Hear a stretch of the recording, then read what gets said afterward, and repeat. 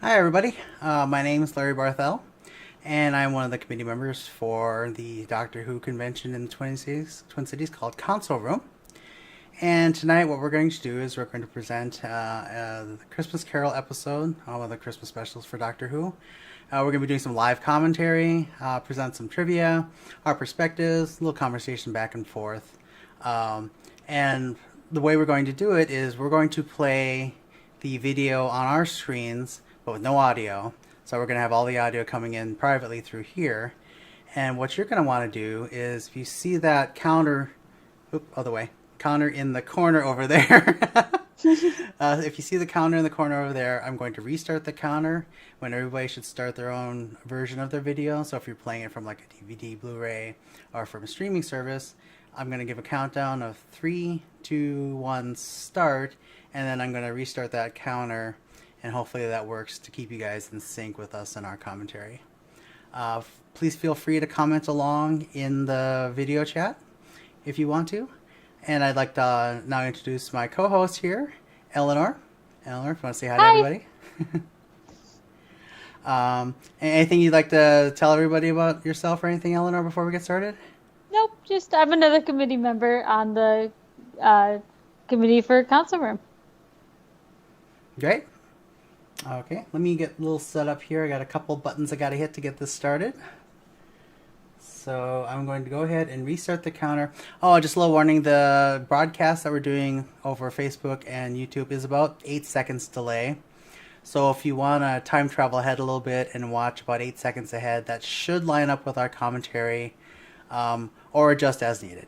All right? I hope everybody has fun and enjoys our commentary and watching the video together tonight.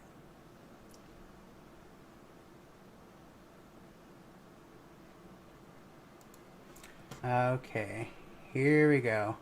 3, 2, 1, start.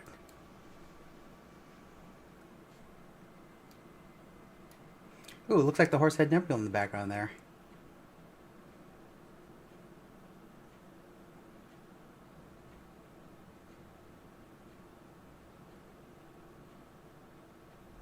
So the bridge on here was actually made to look like the Star Trek bridge from the J.J. Abrams. With all the exploding consoles and everything. Yeah. And if you'll check the navigator, who has the eyepiece on there, is black, and he's going to complain about his eyesight in a minute here too. And he's a direct homage to Geordie LaForge from Star Trek: The Next Generation.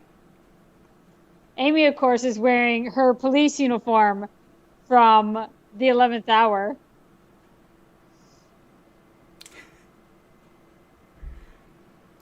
And Rory is wearing his Centurion outfit from the Pandorica Opens, and of course later, um, A Good Man Goes to War.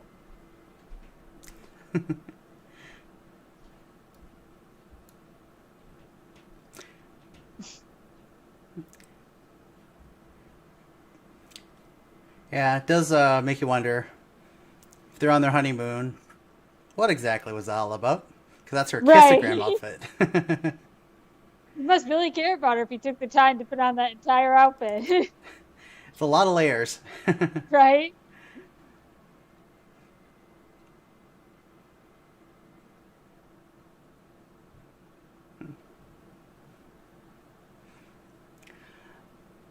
So I got to compare like this theme to the prior themes that like Tennant had and Eccleston had. Those were very orchestral, and this time for the main theme song they added like that electronic sound back into it. You can kind Yeah, of hear it's that in really the cool. background there.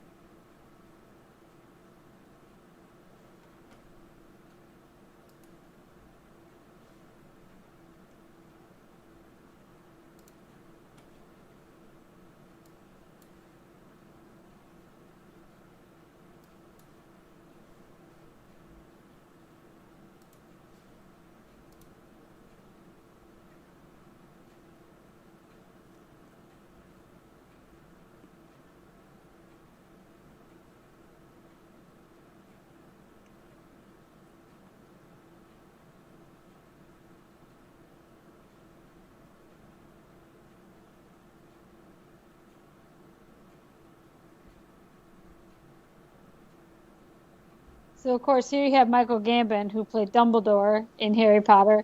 So this was, of course, the first of many Harry Potter actors that Matt Smith worked with as the Doctor and Doctor.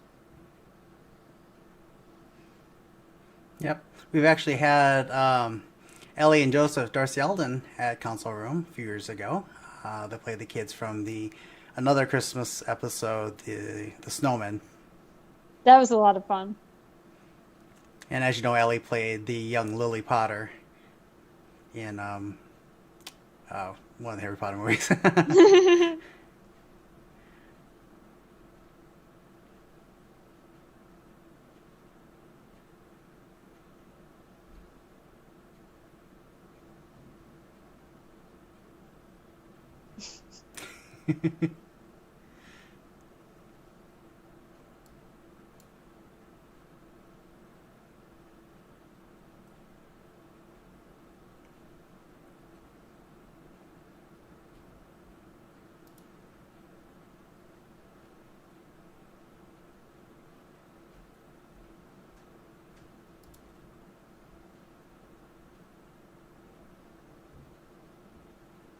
So this was actually Katherine Jenkins' first acting job, surprisingly. Yeah, you'll notice how much singing plays into this episode. Yes. With her as the star of it.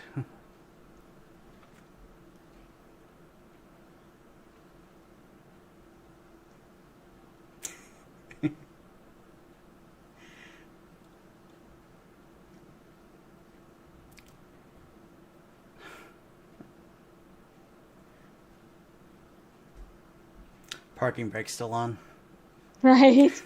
I think he just leaves them on because he likes the noise. It's the noise that brings hope to the universe. It's true.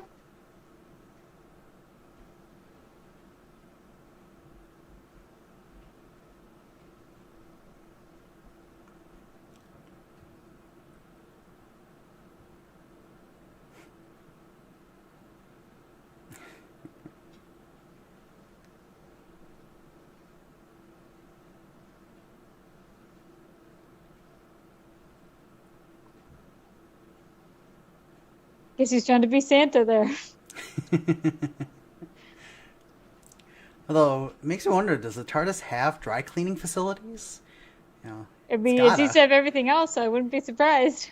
Swimming pool, library.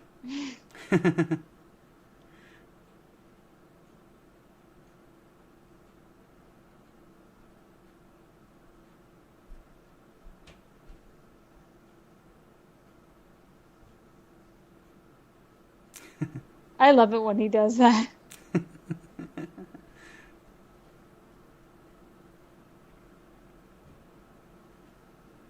The controls for this were actually based off of a church organ, which I thought was a really cool idea. Does that make the Doctor the Phantom of the Opera? Maybe. I like that.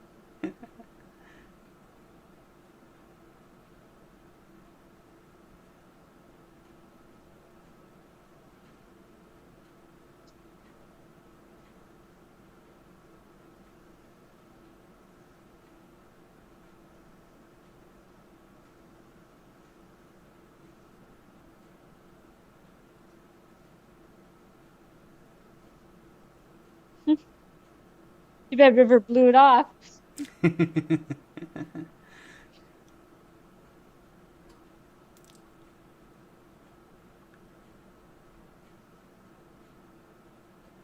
It's funny that he says there's no such thing when the Master had an isomorphic laser screwdriver in Last of the Time Lord Sound of Drums. Well, maybe it's one of those clever lies, like the TARDIS's temporal grace that's supposed to stop weapons from firing inside of it. Who knows? Rule 1, the Doctor lies.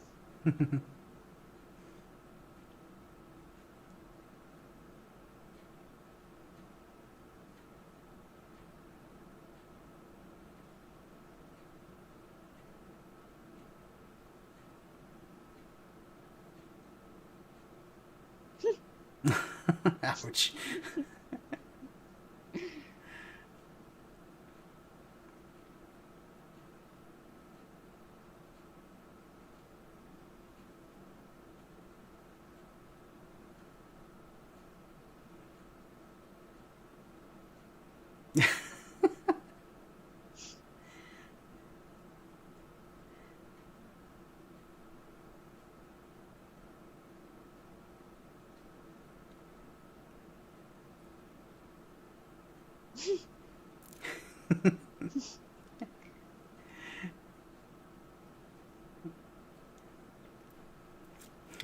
Wibbly wobbly, thready weddy. Right? Like, it's kind of weird that the kid's scared because, like, what do you expect to happen if you throw a rock at someone? But he's not as scared as you'd think he would be, facing someone who's going to hit him. He's pretty Right. defiant, and I like that.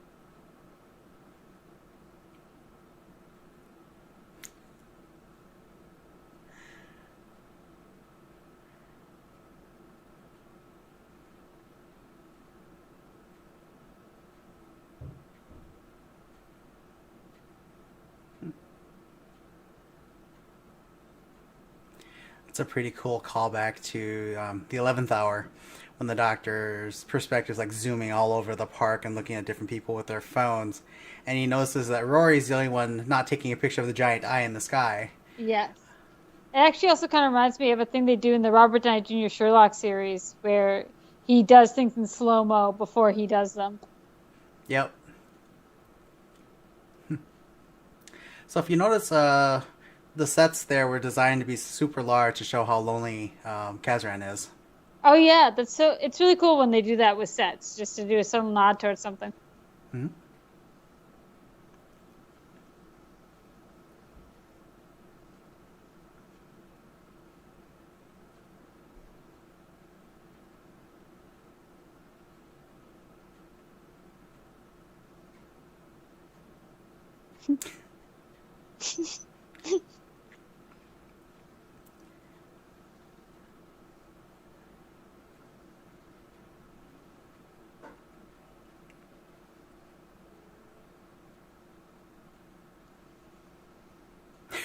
Fish warning.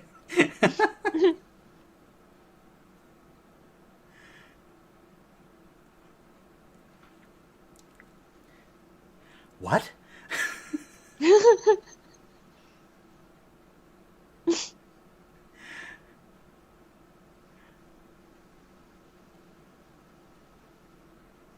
One of the premises for this episode was based off the fact that Moffat had this fear as a child of sharks jumping out of the water.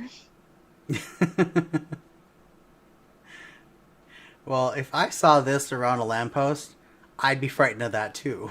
Right? I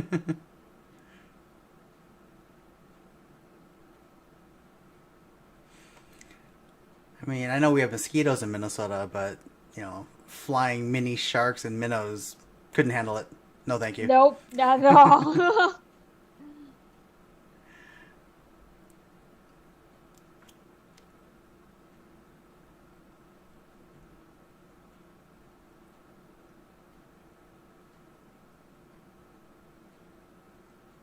Naming the episode.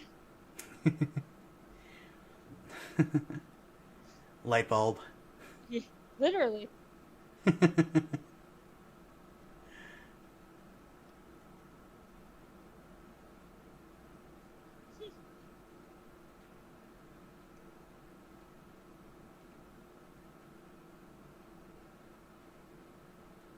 So back to what I was describing about like the giant sets and him just being this tiny little figure in the middle of it. Yes.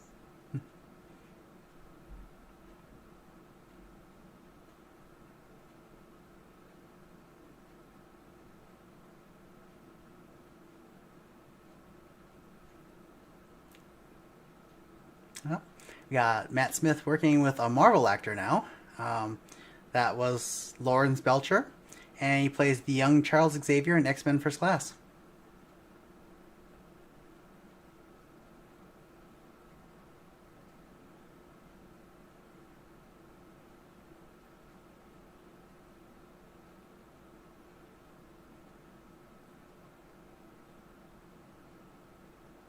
Michael Gambon is actually only the second knighted actor to work on the show after Derek Jacobi, who played the Master in Last of the Time Lords.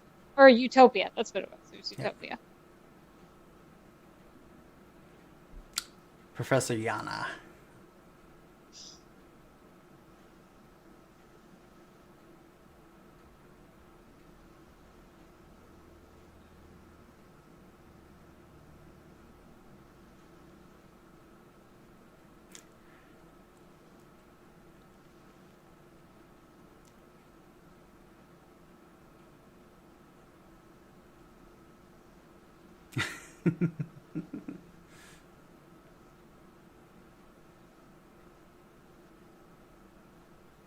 He tends to use that excuse a lot. He did it with Donna, and he did it in The Snowman as well. Oh, yeah.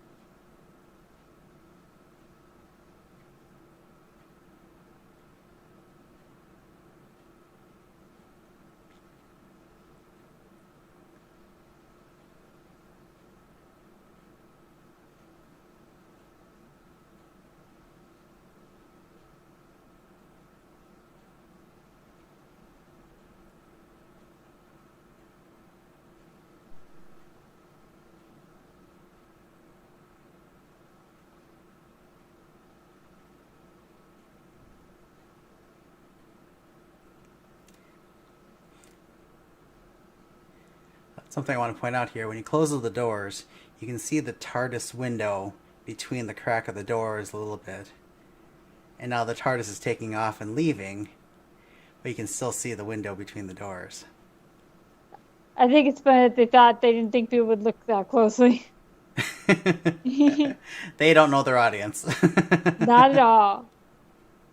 The sets for this episode were actually created with the nautical marine theme in mind to suggest that the population of this town, of this planet, had adapted to living with the fish. That's why it's like all made out of metal, so that the fish won't eat at the house or anything like that. Yep, giant metal windows so that they don't break in or anything. Oh yeah, that too.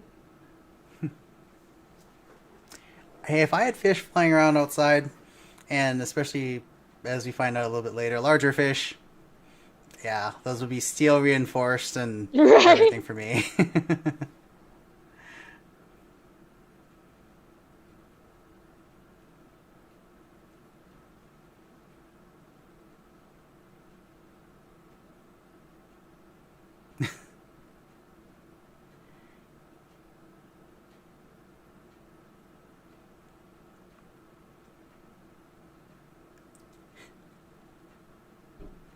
Thanks for that, Doctor. You That actually are not reminds me helping. of one of the toys in Sid's room in Toy Story is a baby with spider legs. Fish in the air, baby spiders in the closet. No thanks. Right. No thanks. Not at all.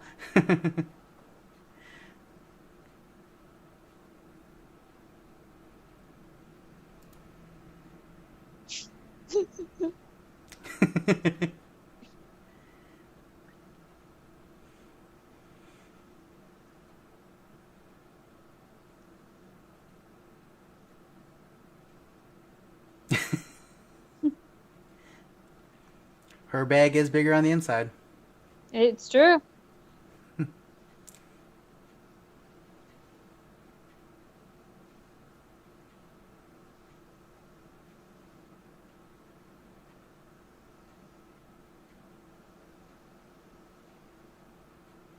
Mm-hmm. A little bit of a Jaws feel here.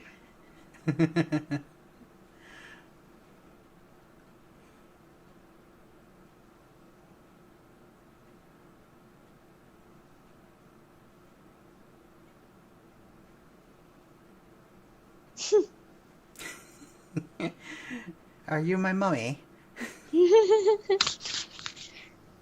So Matt and Lawrence actually named the CGI shark Percy and Clyde, respectively. despite the fact that it's actually a female shark. I don't think anybody checked. Right?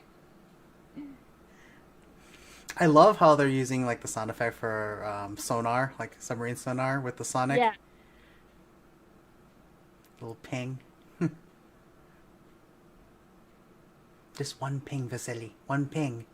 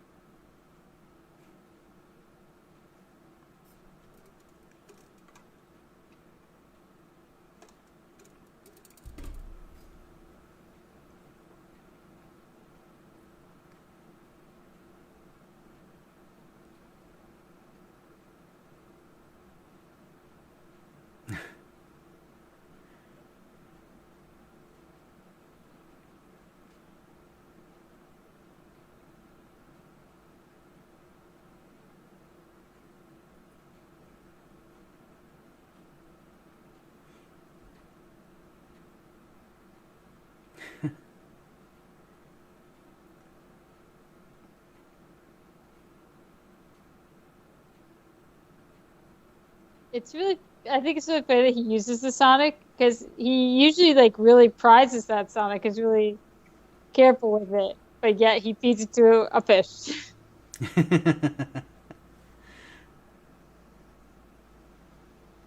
Which also plays into the fact that Matt actually broke a lot of Sonics during his time as the Doctor. Well, he waves it around like a weapon. Right? Or as the War Doctor would say, like a water pistol. Or back to Harry Potter, like a wand. Right?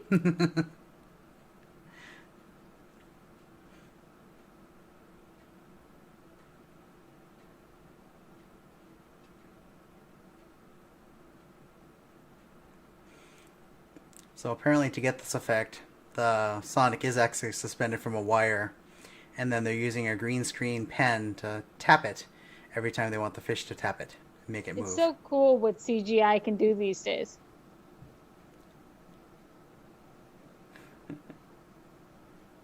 Oh, Oh.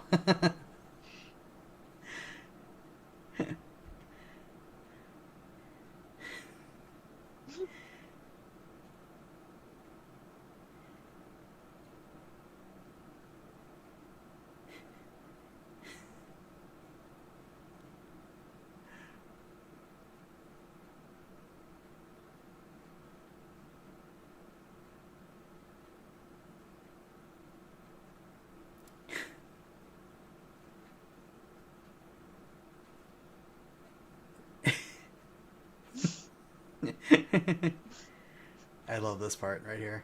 right.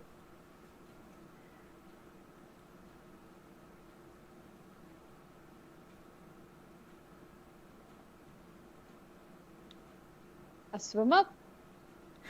A charge. Charge. How do you stop a charging shark? Take away its credit card.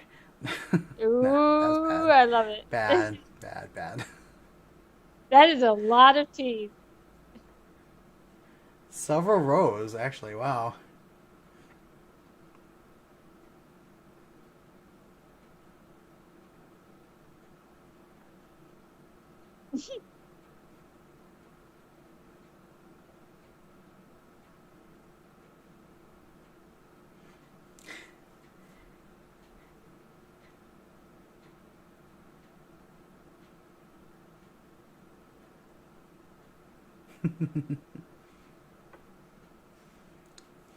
Well, it's a good thing you got it back, because it's still working on disintegrating that door. Good point. Same software, different hardware. If you remember from the Day of the Doctor. It looks kind of like a highlighter with its top off like that. Marketing idea for the BBC. Yeah, if they came out with a broken one, and maybe they have, I think I want one. Oh, I'd buy one in a millisecond.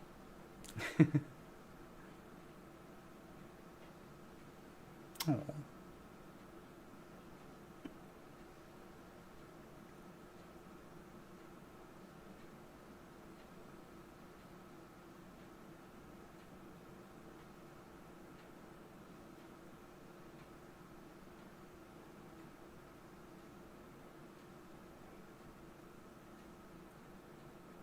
He's such a child sometimes. I always thought it's funny that, as the seasons progressed, he lost a lot of that. As if Yeah, during the seasons, the Matt Smith Doctor was growing up and lost a lot of that childlike wonder that he had. I think losing the Ponds hit him harder than a lot of people realize. Well, he stopped doing what he does for a while because Yeah. remember he ran into Clara a couple times and then he would, just say, I don't do that anymore.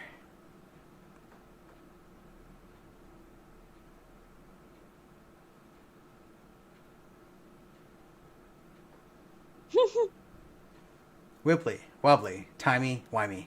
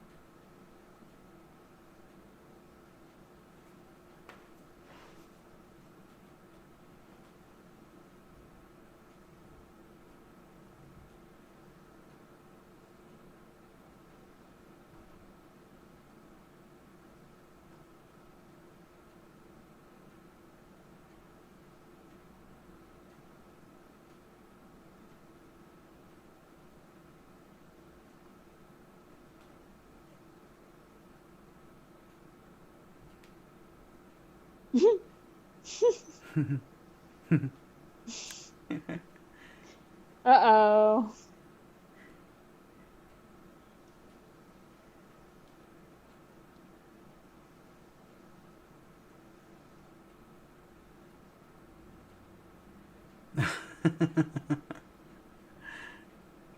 They never put the ones that fell back up. You gotta admit, only Doctor Who could combine A Christmas Carol and Jaws. Hey, when you've been on for almost 60 years, I suppose you can do whatever you want. True. Or maybe a little bit of Deep Blue Sea, too, kind of mixed in there. Yes.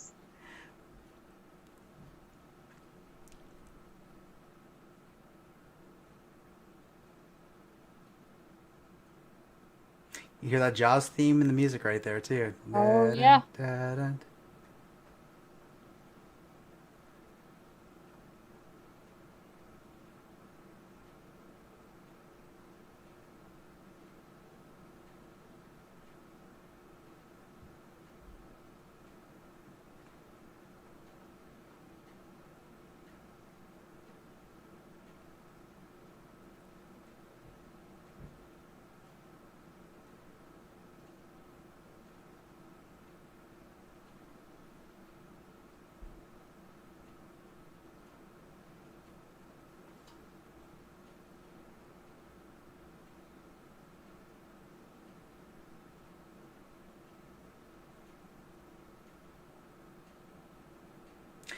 As we said before, this is Katherine Jenkins, who is playing Abigail here, and Doctor Who taking full advantage of having a world-renowned professional singer on cast. They'd be remiss not to. She's got a beautiful voice. Oh yeah.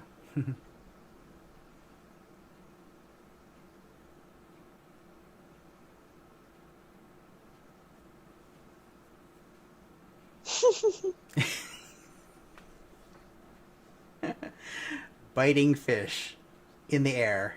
No, no. Here I Can you thought imagine mosquitoes driving on were like bad. a true? Can you imagine like driving like on a country road? You know, like in the summers that we do around here, and you get like bug on your Yeah. windshield, except it's fish. You Nope, need some heavy nope. duty windshield wipers for that one. I'm just thinking about the smell. No, thank you. Eh, no. Of course, the painting has now changed to Abigail. Just don't bite me in the neck.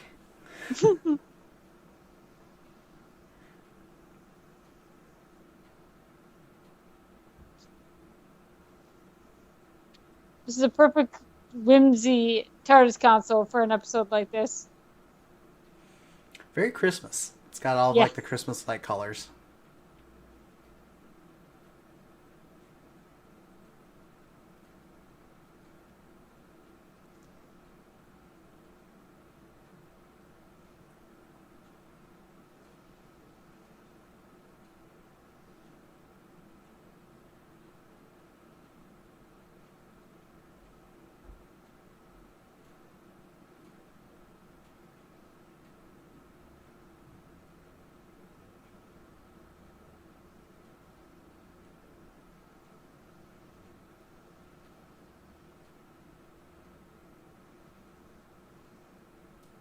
I love how everything's like just kind of steampunk, including Yeah. his camera, a steampunk camera. It's I just cute. love the whole vibe of this episode, honestly. Rivets and metal everywhere. Yeah.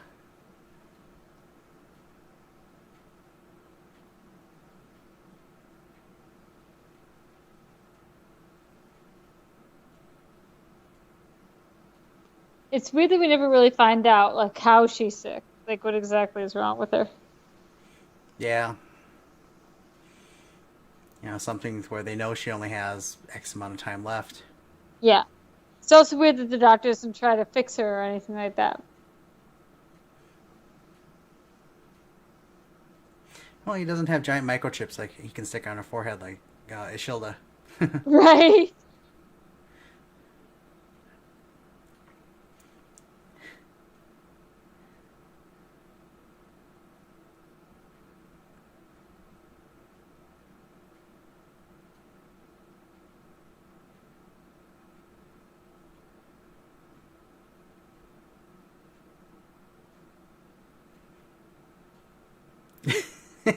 No, it isn't. Nowhere near a dolphin, doctor. So of course now he started to wear a bow tie like the doctor. Oh yeah.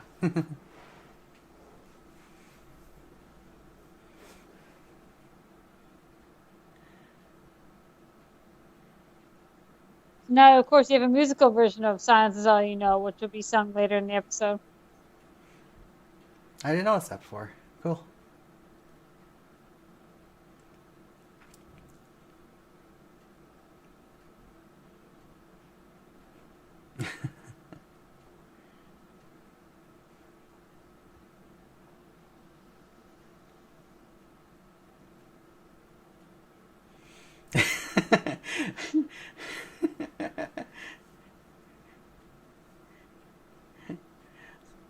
So did she think it was Santa with the giant teeth flashing by? Okay. Well, imagine you're sleeping, you wake up and see a giant shark flying past your window. So maybe Santa on this world has sharks instead of reindeer. There's a thought. And this one had a glowing center, so it seems to work for a Rudolph shark.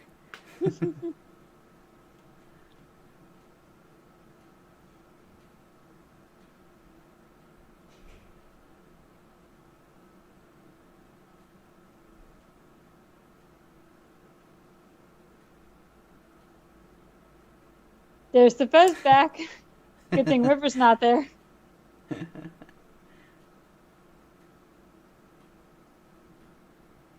There's a reference to the Fourth Doctor. 4 days left. Fourth Doctor scar. Yep, cool. Nice callbacks.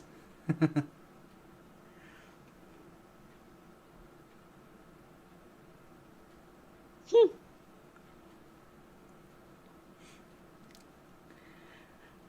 tiny little bit of Anakin and Padme here. Just a little Definitely. bit. Because, 30 seconds before they opened the door, he was this kid, and all of a sudden, boom, not a kid anymore. I believe it was also Danny Horn who plays adult Kazran's first acting job as well. Yep, yep, it's his first entry on IMDb. It's one way to start a career.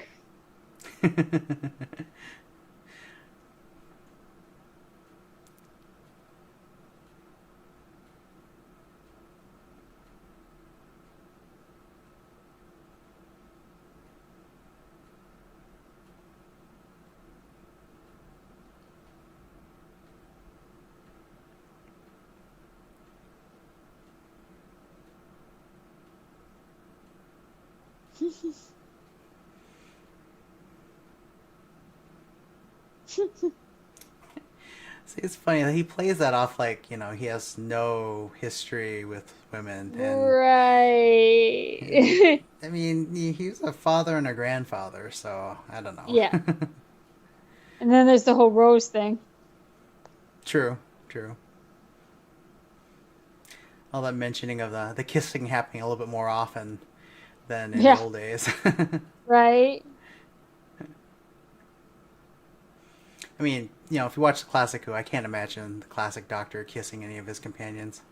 Me either.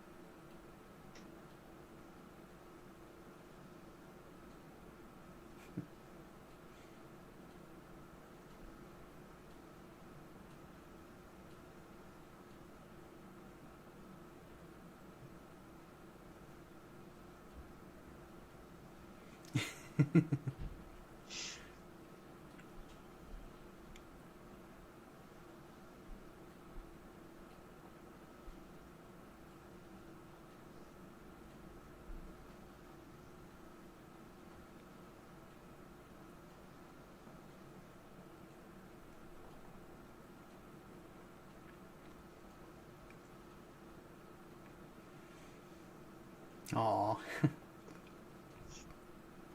The crown that the Doctor's wearing here is actually the same color crown that he wore in the Christmas Invasion, but when he had Christmas dinner with the Tylers. Oh. I always wondered why, crackers never got popular over here in America. Right? They're so cool. We should bring that back. We should. I agree.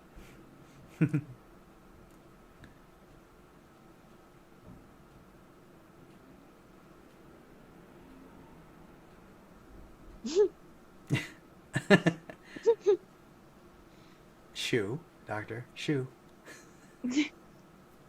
Such an awkward kid.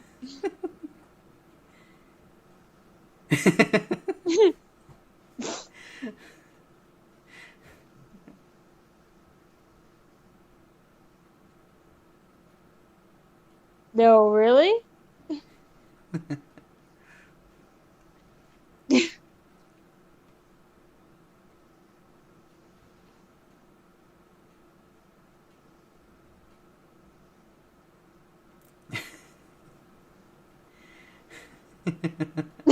She can like hear everything they're saying, which I think is like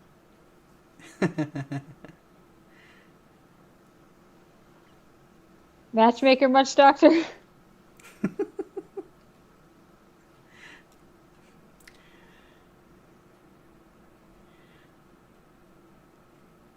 So Danny Horn here, his first television appearance, gets to play the love interest and gets to kiss Katherine Jenkins in front of her boyfriend who was on set that same day.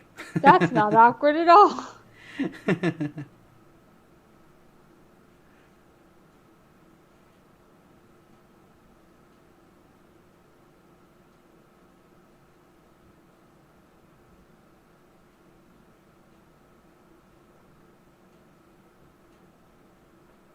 So here Abigail's wearing a white dress and pearls, which is kind of reminiscent of Marilyn Monroe's iconic outfit that she would wear.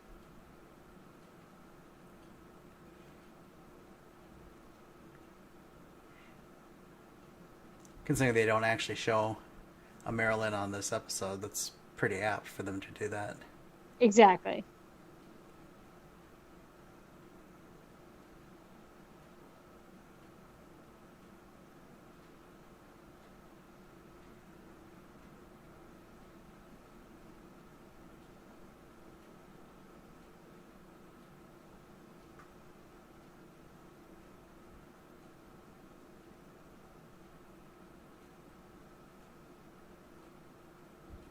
This marriage is later referenced in Husbands of River Song when they're crashing into Beryllium and they're arguing over all the people they've been with.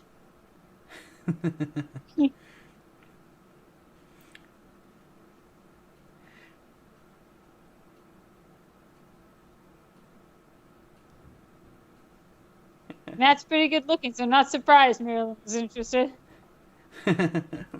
I loved his reaction to those two kissing too, because it's the same reaction that he had to Rory and Amy when they were kissing in front of him. He's like, "How do you do that? Don't you need to breathe?" But when he kisses River, it's perfectly fine. Is he not still married to Elizabeth? That's the thing that I don't quite get. Who knows? Wibbly wobbly timey wimey. Because technically he's not even married to River because that happened in an aborted timeline. So. Oh, true.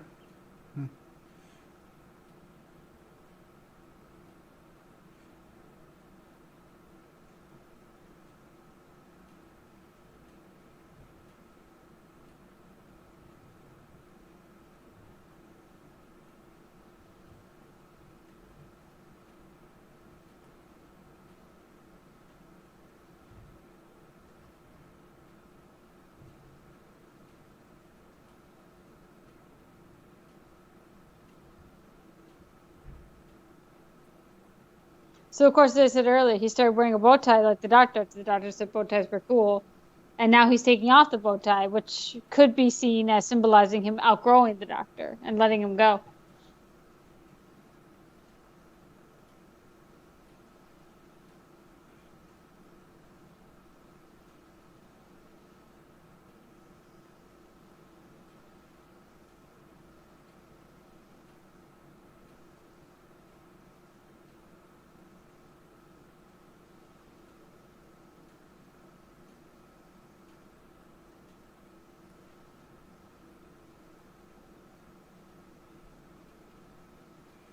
Oh, Matt Smith does that sad face so well. He really does. He does the old man in a young person's body thing very, very well.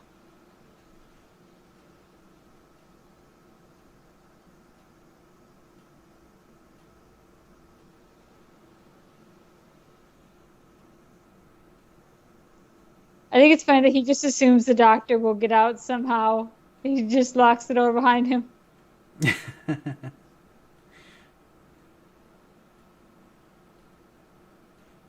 Now it's back to being his death. Yep.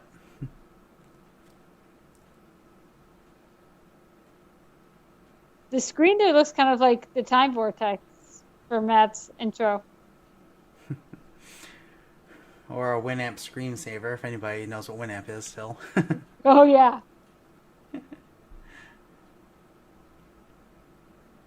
If you'd saying you had to control the predators, does that mean the fish have eaten people before?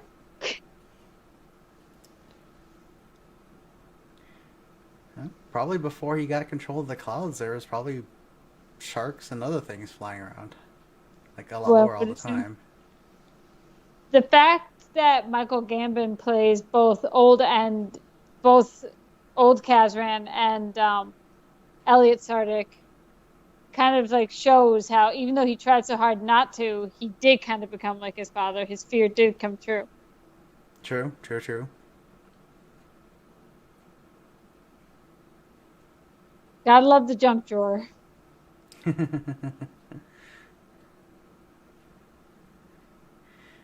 Matt Smith looking so hopeful right now, and then not.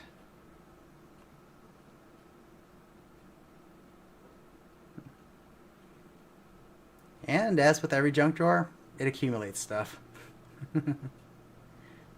The thing is, you can tell he stayed away from the Sonic because everything's all dusty, so he hasn't touched it in a while. Yep.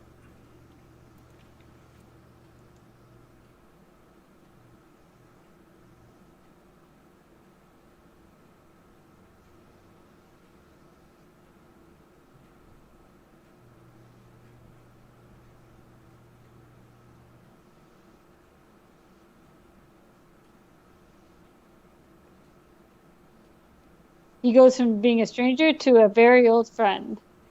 Yeah.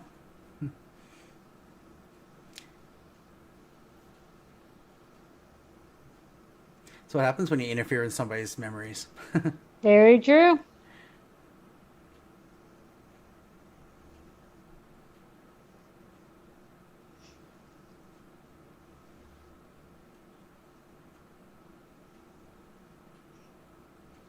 Or a Christmas kissogram, you might say. I am the ghost of kissograms past and present. The whole green like filter on it kind of makes it even look more ghost-like.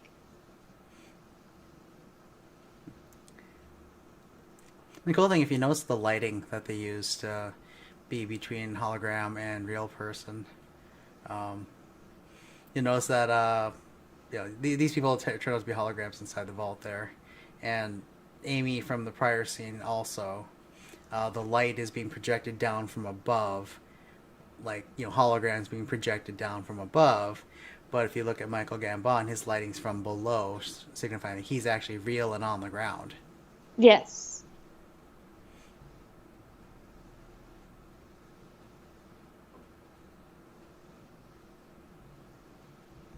This is actually the only Christmas episode without a character death in it. Besides that little fish that the shark ate. We'll mourn the little fish. I'll have a moment of silence for the fish. Right, poor little fish.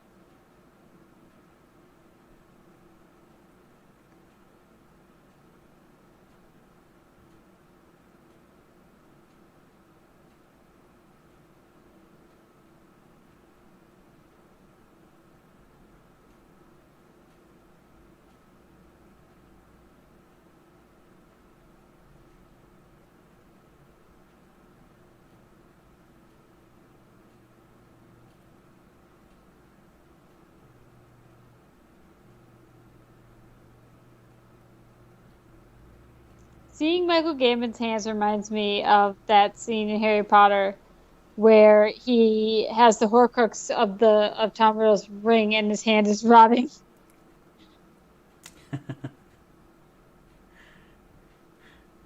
Yeah, I keep having Harry Potter flashbacks every time Michael Gambon speaks. Right?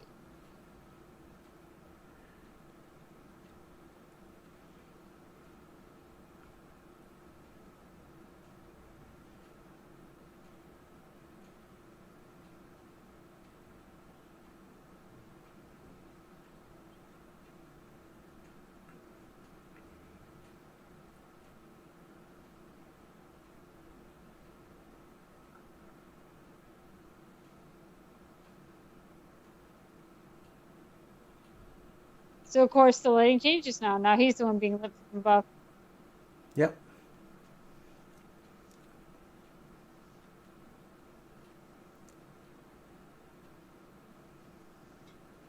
This is a very conscious lighting change too, because he's not being CGI'd into the scene. He's just standing there with a light over him. Yep.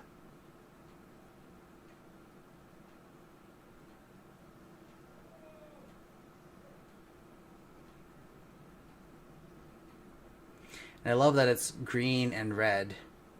Yeah, very Christmassy. Yep.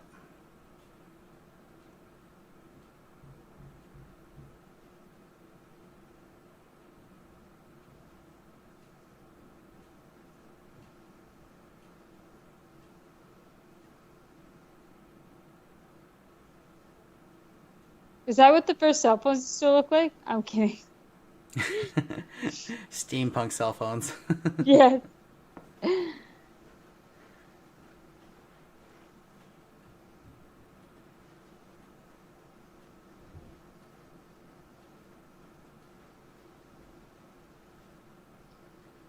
There's that kicked puppy look again.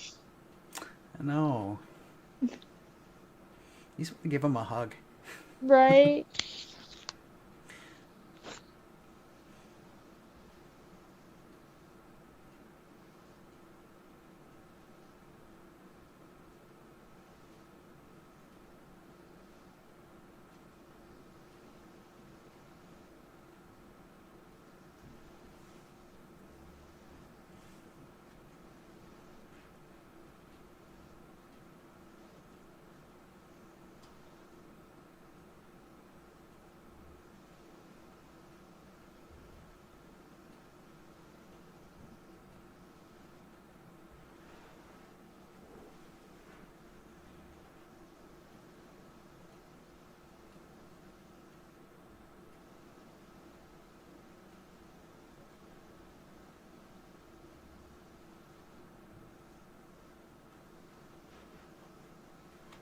He actually wears an outfit a lot like this in his scene in X-Men First Class.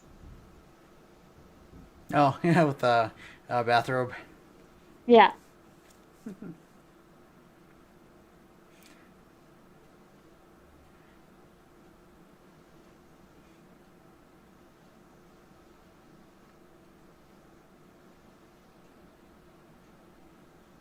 And that moment when he mistakes him for his dad just brings it all home. Oh, yeah. I'm pretty sure this should have caused a paradox loop or something, but hey, you know. Yeah, if you touch yourself from a prior time frame, there's supposed to be a giant explosion. Modron on Jed from the Peter Davison era, if you want to go back for that reference. Or also at Father's Day in the Ninth Doctor era, you had the paradox race. Yep.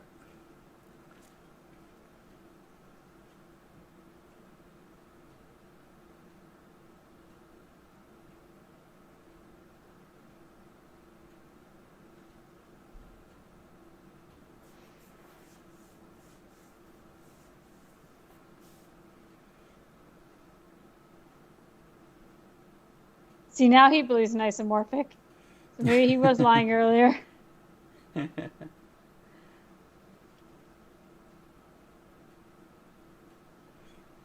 probably just didn't believe that steampunk technology could do isomorphic.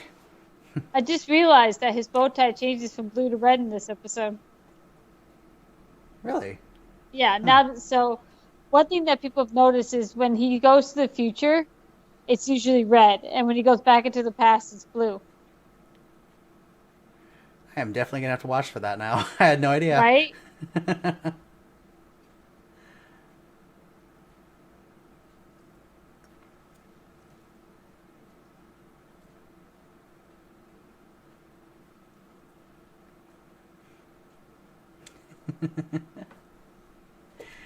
Does he always have to talk with waving his hands around?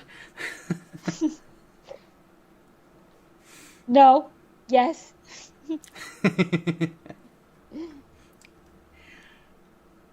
Thing I've always found kind of cool about Matt Smith's Doctor is when he there's a group of people, he will move into that middle of the group of people and then spin around like a Yes. few times or something.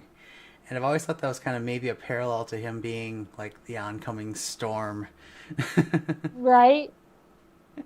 I love the War Doctor's commentary on both him and Ten in Day of the Doctor.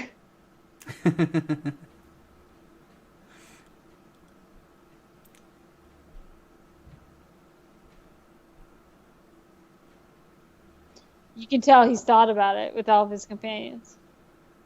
True. She adapts to him being old very easily. 30 seconds ago, he was in his, what, early 20s? Yeah.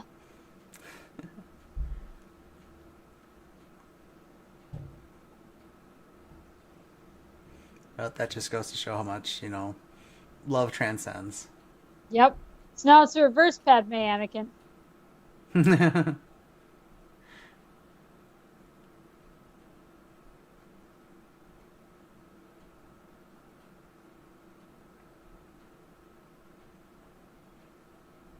So there's a line in the song, "Silence is all you see. When you're alone, silence is all you'll be."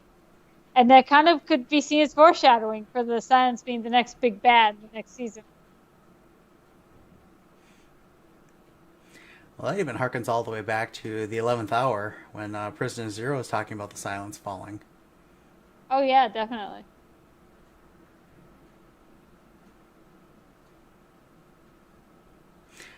I think I found that Stephen Moffat likes to do that. He loves making phrases mean something throughout the story arcs. You can kind of imagine how "the silence will fall" is like a Right? title, like a capitalized title, and that means something throughout the entire run. Exactly.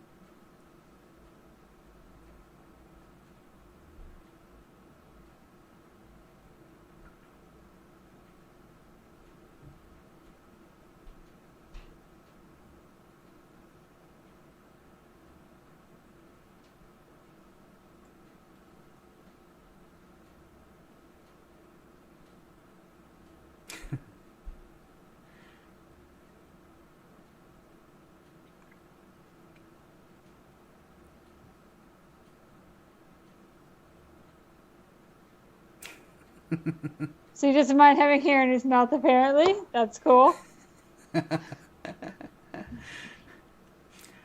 Wonder if he and Karen laughed about that afterwards. Oh, I bet they did. I love the friendship between Matt and Karen and Arthur. I think it's great.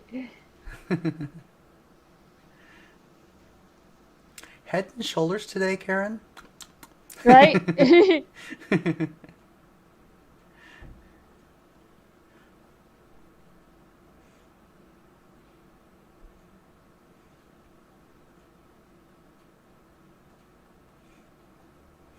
So yeah, that needs to be a prop, and it needs to be like a karaoke microphone. Yes, that'd be the best thing ever.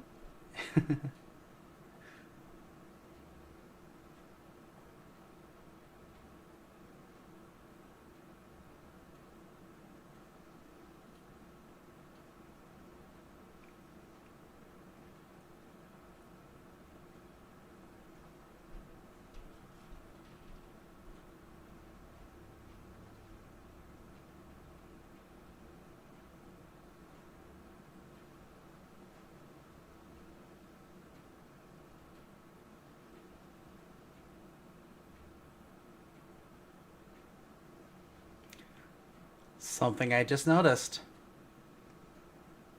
He leaves the Sonic behind. He does. That's why I think that the Sonic's information is on the TARDIS console. True. True. I love that he nuzzles the snowman, which is also foreshadowing for the carnivorous snowman in The Snowman. True, true. They didn't have carrots for noses, though. True. They probably eat them as they grow up. I like the little punches that Rory does there.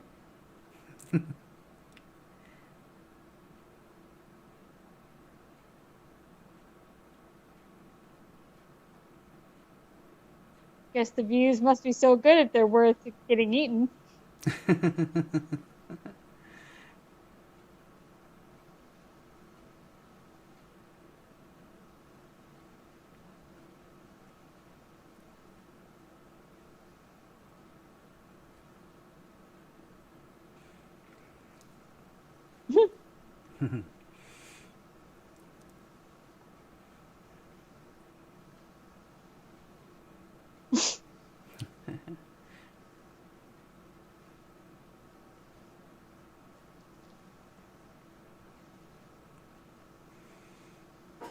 It's funny that he says that they're on a trip to Christmas because that is the town on Trenzalore where he makes his last stand as the 11th Doctor. Everything has to end, otherwise nothing would ever begin. It's true, it's true. Might even signify how this is also this is also Rory and Amy's last season too, coming up. Isn't that time Angels Take Manhattan? Was it? I think they had one season. They had half a season after this season. Yeah, that's what I mean. Yeah, coming up. Yeah. So, all right, that's the episode. Thanks for joining us for watching the episode and listening to our commentary. And I hope you had fun on your own too, making your own commentary. We'll be glad to read what you guys are writing in the comments and everything. If you stay tuned for just another minute, we're going to play the trailer for our convention coming up in January, 4 weeks. Console Room Time Crash. We'll be playing that real soon, and so if you just stay tuned, you'll see that trailer. Other than that, please like and subscribe our YouTube channel and also our Facebook page. And we hope you have a good evening and happy holidays. Thank you all for joining. This was so much fun. Happy holidays, everyone.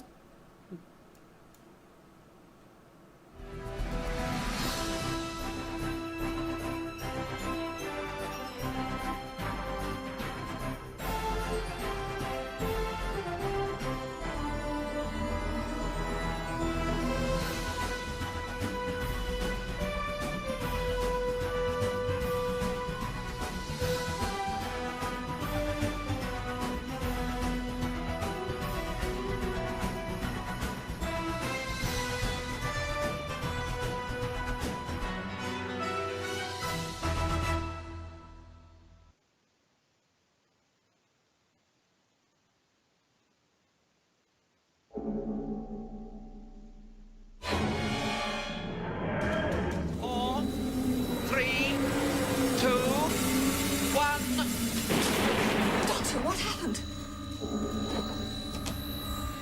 The control circuit.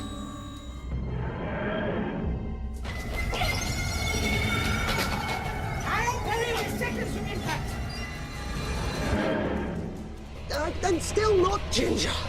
Something else. Something important. I'm crashing.